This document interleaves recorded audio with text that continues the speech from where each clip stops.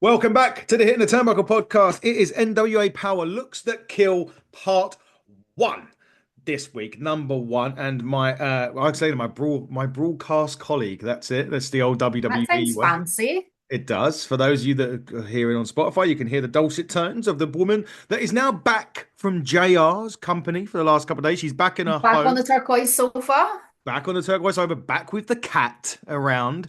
It He's is asleep Miss over there. Sleep over there. It's Miss Fiona Lockwood. Good evening. Good evening, my darling. How are you?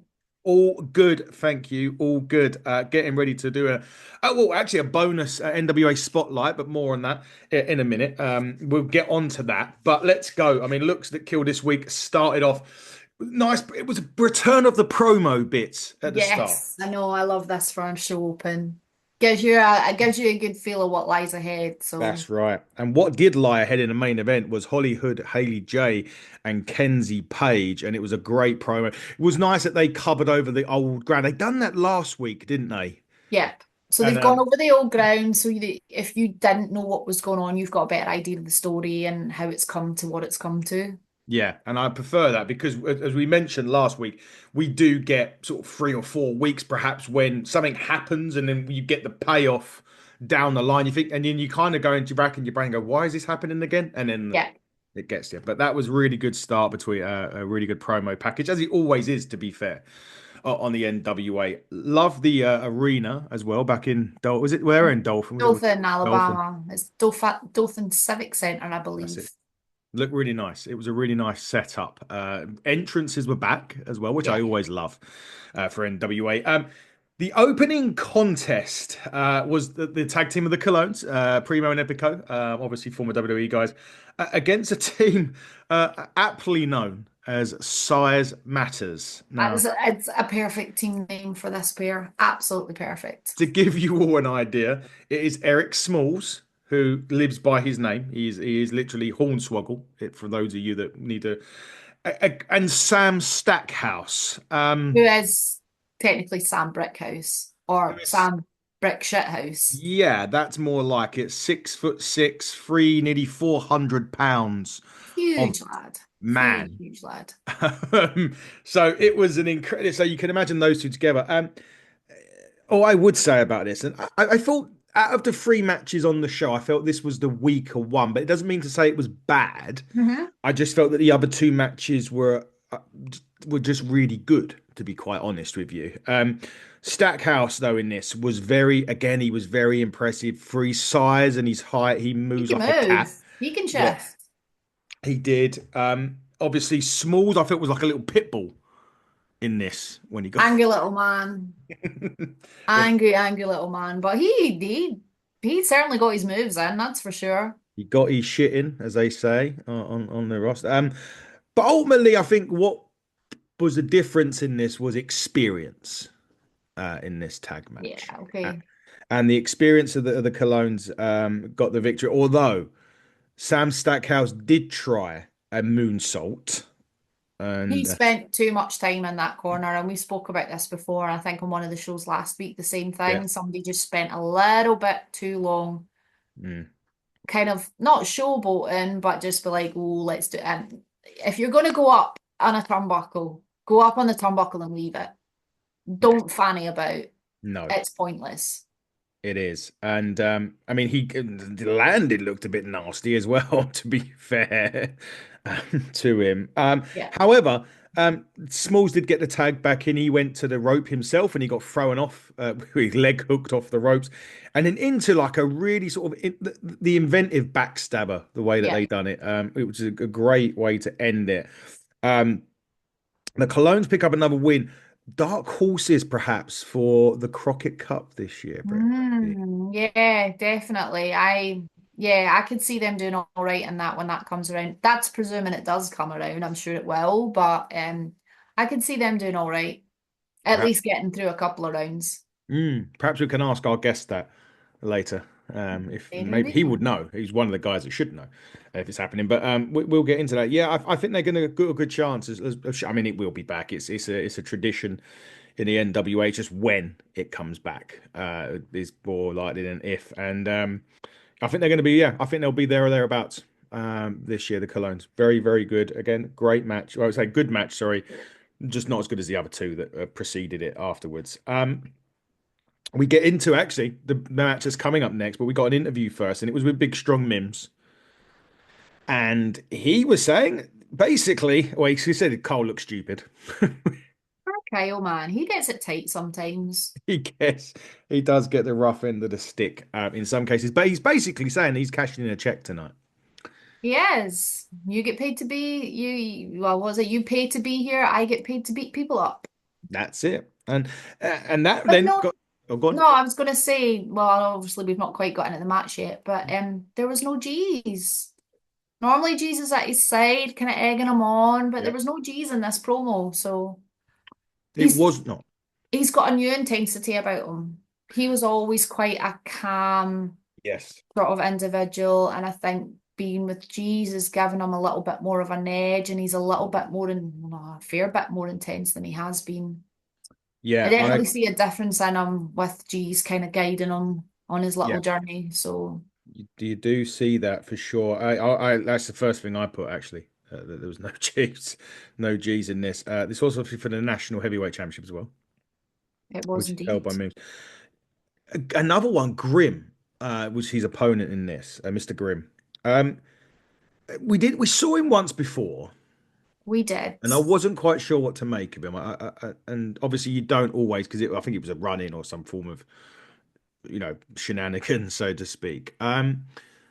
First time I got to see him in the ring, he again, somebody with the size of him, he Mhm. can move. He can. And although he had the height advantage on Mims by not a huge amount, he did have a height advantage on Mims. He can move, but Mims just seemed to be so much in control of this match for the most part of it. He really was. But again, another one that misses a 450. God Mims bless went, him, he tried, didn't he? man, though. But the fact that he does it, someone again, Grim, I don't know, how can you describe Grim? He's another brick shithouse, really, isn't he? In a lot of ways. But he went to the top. He tried the 450 and missed, obviously, in this. Mims then didn't hit the world's strongest slam, though, did he? He hit a Or new not. finish on this one, and that was like an inverted rock bottom, I think. I think that's what. I have no idea. I am not technical enough to know that. But he did hit a new finish and got the victory. So Mims picked up he retained the championship. A big win for big strong Mims. Absolutely. And it just goes to show, please don't be upset, G's, but he maybe just doesn't need G's in his corner all the time. Ooh. Because he Uh, did that quite well on his own. I didn't say that, geez. Let's put it out there. I didn't say that. I didn't. I'm not agreeing or disagreeing. I'm not saying that Jesus shouldn't be there, but at least we know he can do it on his own. That we do. That, to be fair, that we do. And it was a good win. I suppose the question for me is that who's next for Mims? He's had a couple of title defenses now, so Hmm. I don't know. I've kind of not. So it's national championship. Yeah. I don't know, there's probably a few options. Oh, I can imagine there'll be plenty of people that want the opportunity. Yeah. That's for sure. I don't know. I'm just trying to think off the top of my head who could potentially who's been on a bit of a roll singly that perhaps Phil Billy's had it right. Farewell, he's had it. What Okay. about someone like Burchill? Birchall's a good one. Yeah, Birchall's an interesting pick actually. Birchall could potentially Who do that. else? But then Jake? he's not been on a run though. I suppose Magic. Did you say Magic Jake? Hmm. Yeah, that could be an interesting one. I was just trying to think. I mean, Colby hasn't had it yet, has he? Colby hasn't had it. He's had the No, he's had junior the junior heavyweight, right? heavyweight. So there's potentially him. He could potentially Maybe go. there's been matches that we've not even realised that have happened yet, because let's be honest, we've only just starting looks that kill. Shockwave's just been, Yeah, and they've also just had the tapings in Tampa. So plenty of stuff has happened in the time that since this has gone on. So yeah, I don't know. We'll have to wait and see. I expect there'll be someone that's come out of it very, very soon, and we'll find out who the next person is for Mims in due course. The It Girls. Now we were wondering about this, wasn't we? Because Ella Envy's left. Now this was recorded before Ella Envy's left. One might. thing I did make about this was Carl's facials, and he never ceases to make. Like, he always makes me laugh. But they He were on. does. He does. I'm not gonna lie. If there's someone's with Kyle doing a promo, I generally tend to watch Kyle and listen to the other people because Kyle cracks me up. Yeah, He's just gold, honestly. His reactions, his facial expressions, it's glorious. I love it. Keep it up, Kyle. You're they're doing a good brilliant. job.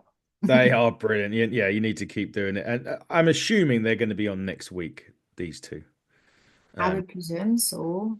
I 'cause would they were presume so. about You've there. got the titles on the line against Kylie and whoever Kylie chooses as her opponent, or as her partner. So it's a mystery opponent and Kylie. That you would think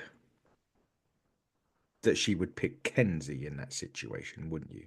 You would, but we also know that Kenzie had another match that night, did she not? That looks at cool. She had a match coming up, Yeah. which we're Oh, going to well, talk there you about. go then. Yeah, exactly. Literally. Yeah, so double duty for Kenzie on the night would be a tough call, particularly if she's got a championship match. So I don't know, like who would align themselves with one of the Page sisters? And again, the Page sisters are faces this time. They seem to fluctuate depending on where they Yeah, are in the depending on what's country. what. Yeah. So their faces, I mean, I don't know. I mean, what, to be fair, what, after everything the Page sisters have done to everybody in the NWA, who would even Who's going to want want to? to? Well, I was going to say who's going to want to tag with them, but at least it means they'll not be on the receiving end if they tag with them. That is true. I don't know. I really, because it I ain't going to guess be we'll Mark find out. Over because Mark Over's in the cage. Yeah,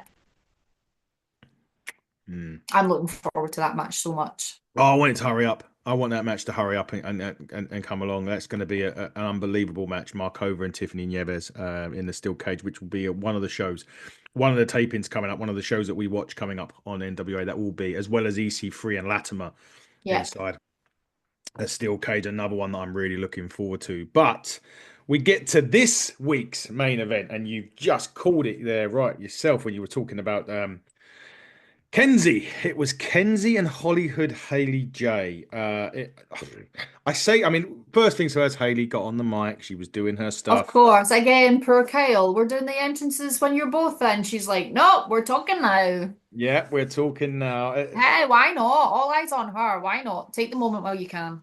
I really, she's got something, Haley J. Yeah. I mean, we've had the pleasure of speaking to her. We're going to do it again, obviously, because of the issues that we had with the recording. There's just something. I tell you what it is. There's something infectious about her. Yeah. It's like the way that she moves in the ring, the way that she delivers her stuff. Where is she from? Because the accent as well is a very key part of what she. I don't know. Well, as she started out, is she West Coast, hence the original Hollywood or Hollywood. I don't know. I probably should have checked that one out. I've got no idea. I'm sure that's what you're looking at right now. Exactly what I'm doing right now. Obviously OVW's been her home for a while now, but I don't think she's West Coast. I can't I'm even. genuinely not too sure, but I totally am with you. There is just something about her that for me that makes her watchable, that Mm, makes me invested in her. I don't know if it's her attitude or her personality. She's like a little pocket rocket, really. She's just yeah, this massive bundle of energy. yeah, she is. I don't know. I can't find her. Um, so it's gonna have to wait. She is. She is a bundle of. There's just everything about her is just great, and like from the way that the way that she does the character work. When we spoke to her, it was brilliant. That combat, it was just. I don't know. There's just something about her that's just Yeah, great. very much so. Very, very much so. And the better, what a person to put her in the ring with, someone that's great. Similar big personality, similar Yeah, stature, both just going for it. Like it was a really even matchup. Like they went toe to toe. It was offense for offense, yeah. um, counter offense for counter offense, until the shenanigans. Plenty of shenanigans, and this, of course, from Haley J. Haley, what did she bring to the? What was that? I'm not 100% certain, but there was a bag, and inside the bag was what almost looked like a sock or something with something solid in it. I don't know if it was like another little drawstring bag, and probably need to have Mm. a look at it again, but it was almost like it was something that you'd find, like, like you see the movies in the prison and there's like soap inside a sock, and they use Or like that a to, brick or some form of yeah. object inside. And she got caught with it. She did get caught with it. Silly girl.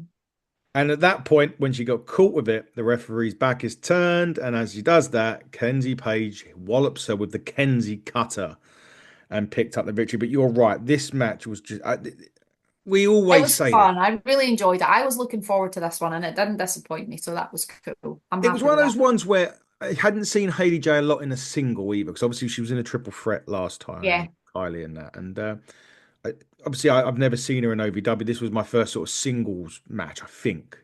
Pretty sure it was. Maybe I'm wrong with Haley.